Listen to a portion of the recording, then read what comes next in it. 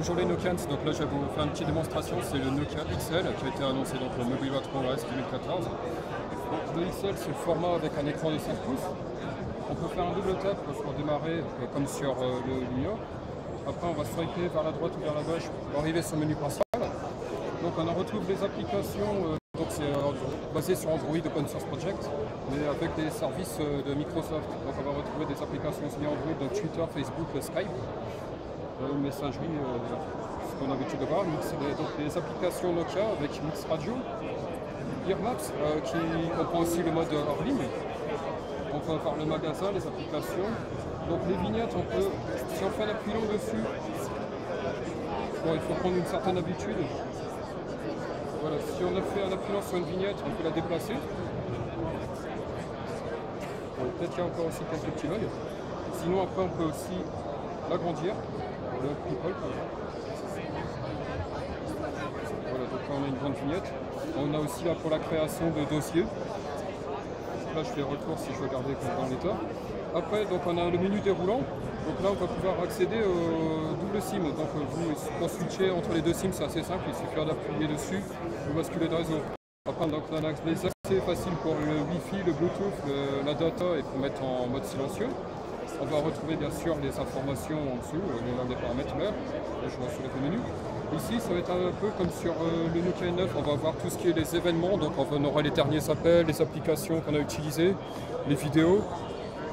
Tout est rangé dans un même répertoire. Comme vous voyez, l'Android, on dit que c'est assez lourd, ça saccade, ainsi de suite. Là, on est sur un processeur 1 GHz double cœur et c'est très honnête. Sachant que ce terminal-là va être vendu 149 € TTC en France.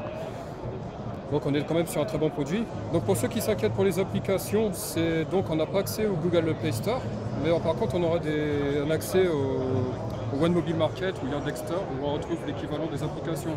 La chose à savoir, c'est par exemple si vous voulez installer Foursquare sur le Nokia X, il faudra que l'éditeur de Foursquare adapte l'API qui utilise normalement Google Maps, adapté pour utiliser IR. Donc là c'est les principaux changements et c'est pour ça que c'est pas 100% compatible avec les applications Android. Mais ça c'est un travail qui est assez vite fait vu que Nokia fournit le SDK pour développer les applications. C'est quelques lignes de code à changer, quelques heures et puis l'éditeur il peut déjà poster son application sur le magasin alternatif ou sur les propres stores de Nokia. Donc voilà, c'est un rapide aperçu. Là aussi par exemple si vous voulez faire une recherche, donc aussi bien avec les applications du téléphone, ou rechercher une adresse, tout est rassemblé sur le même endroit. Donc ça peut être application, tout ce qu'on veut. Voilà, c'est un rapide tour d'aperçu et n'hésitez pas à poser des questions en commentaire. Qu'est-ce que tu en penses, Nico?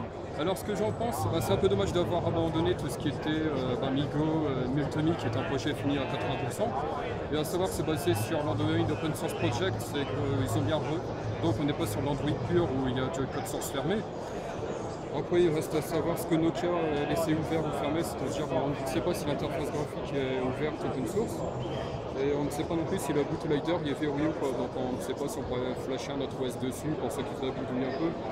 Mais sinon, pour un prix de 149 €, un bel écran, parce qu'il est quand même pour moi largement mieux qu'un écran pour avoir sur une entrée de gamme Lumia.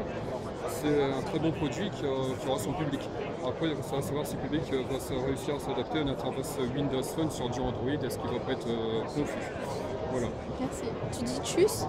Allez, Tchuss. à une prochaine.